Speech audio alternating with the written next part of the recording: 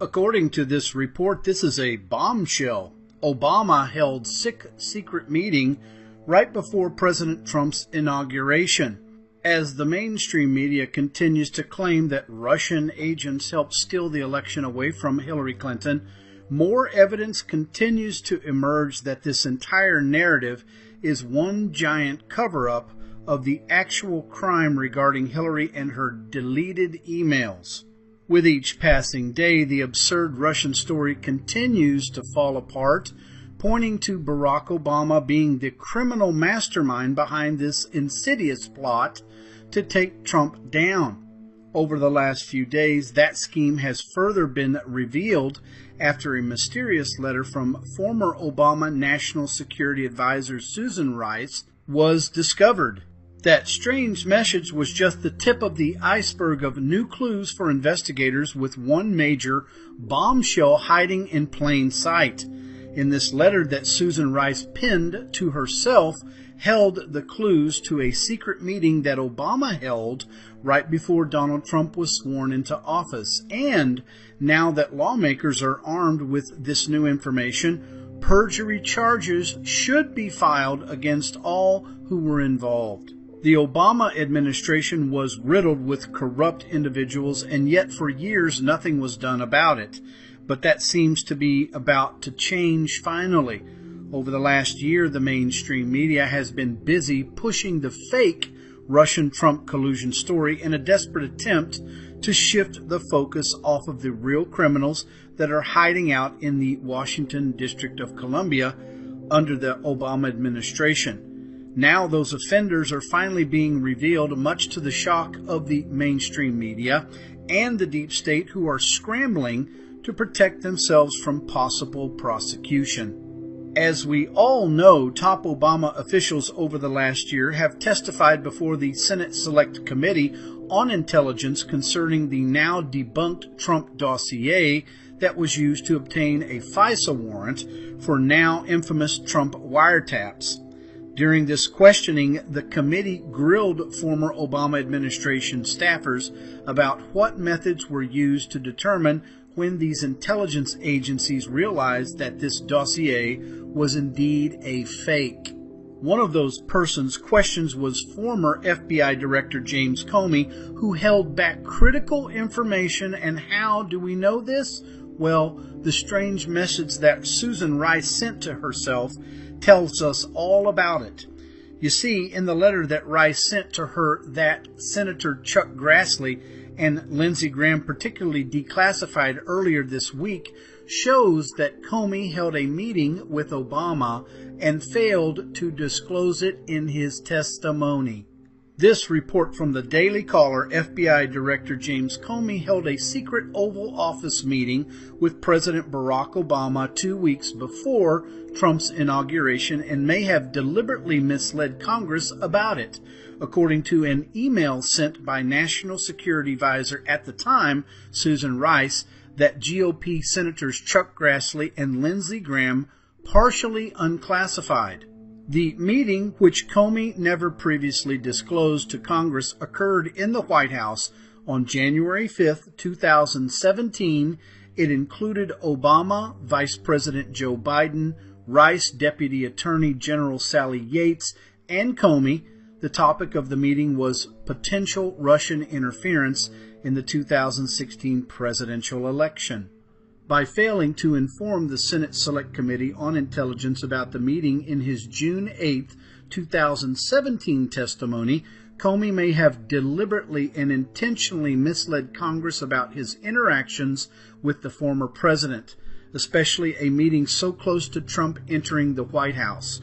Quote, President Obama had a brief follow-up on conversation with FBI Director James Comey, and this is what Rice wrote in her email written before the inauguration.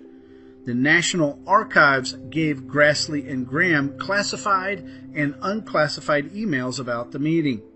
Previously, Comey contended that he only met with Obama twice, once in 2015 and another to say goodbye in late 2016, according to the former FBI director's June 8, 2017 testimony.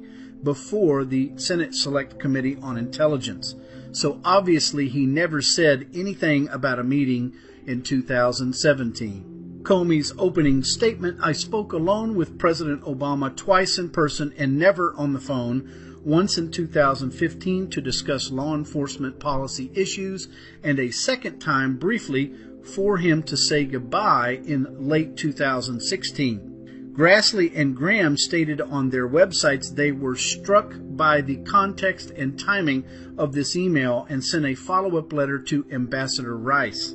Grassley and Graham's response continued by stating, "It strikes us as odd that among your activities in the final moments on the final day of Obama's administration, you would feel the need to send yourself such an unusual email purporting to document a conversation involving President Obama and his interactions with the FBI regarding the Trump-Russia investigation.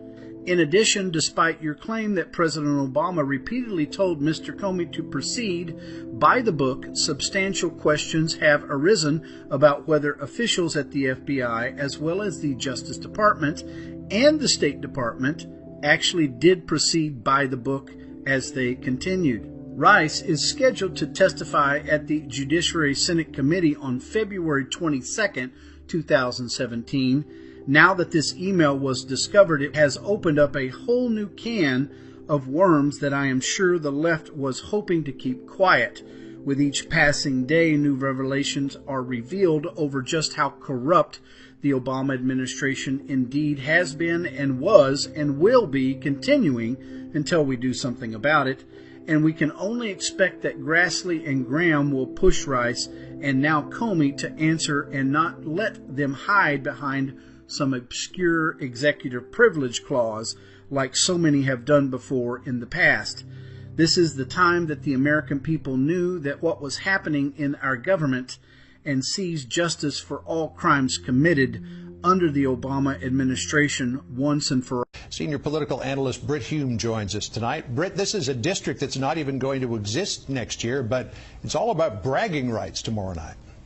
Nationally, the contest. Well, it's interesting that there's so much being spent to fill briefly a congressional seat that's about to go away because the Pennsylvania Supreme Court threw out the districting plan that had been drawn up by the legislature and replaced it with one that basically makes this one go away.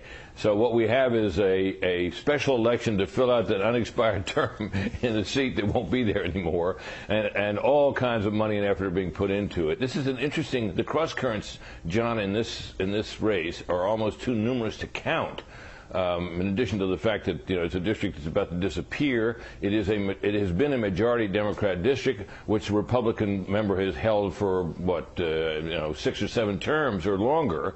In addition, of course, that Republican Tim Murphy was excused himself from Congress after a sex scandal, which generally bodes well for the predecessor of the successor, of the same party.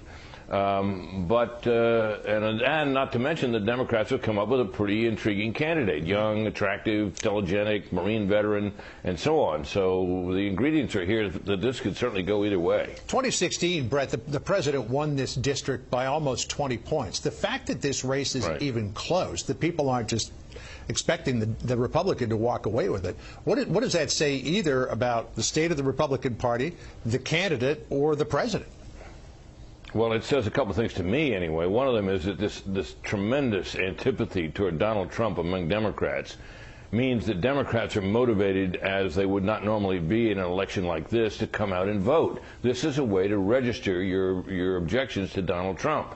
In addition to that, of course, as I mentioned, the Democratic candidate is kind of cute, and the Republican candidate is kind of a frumpy guy, and that adds into the mix. So but I don't think, though, that in a race like this with so many cross currents for an election that's going to be repeated basically come the fall, that you can draw all that many conclusions from it. But I guarantee you this: if the Democrats win this seat, they will claim that they've got the momentum for a huge blue wave in the fall. And if the Republicans manage to hold the seat, what with the president having come in there over the weekend and campaigned for this Republican candidate, you're going to hear Mr. Trump saying that it was a big win for him. In your long storied career of political analysis, I've never heard you say, "and he's kind of cute." Well, that's what